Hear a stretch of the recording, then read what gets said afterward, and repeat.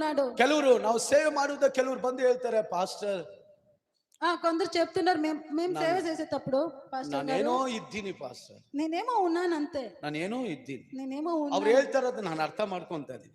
వాళ్ళు చెప్పేది నాకు ನಾನು అర్థమైంది. ಯಾವಾಗ್ಲೋ ಸತ್ತೋದೆ, నేను ఎప్పుడో చచ్చిపోయాను, ಏನೋ ಇದ್ದೀನಿ, ఏమో ఉన్నాను, ಏನೋ ಇದ್ದೀನಿ, ఏమో ఉన్నాను, ಏನೋ ಕಾಡ್ತಾ ಇದೆ, ఏమో ಆ కాడుతా ఉంది. ಕುಟುಂಬವನ್ನ ಕಾಡ್ತಾ ಇದೆ, మా కుటుంబం ದೇವ ಜನರನ್ನ ಏನೋ ಕಾಡ್ತಾ ಇದೆ. ఆ దేవ జనాలు ఏదో కాడుతా ఉంది. ಗಮನಿಸಬೇಕು.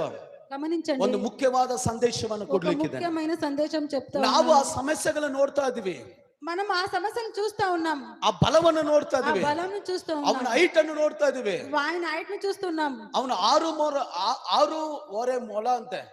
వాడు 6.5 మొళం అంటే ఇంత ఉంటుంది కదా, అంత ఎత్తుగా ఉన్నాడు. ಆದ್ರೆ ಅವನು ಯುದ್ಧದಲ್ಲಿ ಶೂರನಾಗಿದ್ದನು. యుద్ధం చేసే దాంట్లో బలవంతుడు. ಚಿಕ್ಕ ವಯಸ್ಸಿನಿಂದಲೂ ಅದನ್ನು ಯುದ್ಧದಲ್ಲಿ ಆತನು ಶೂರನಾಗಿದ್ದನು. ఆ చిన్న వయసు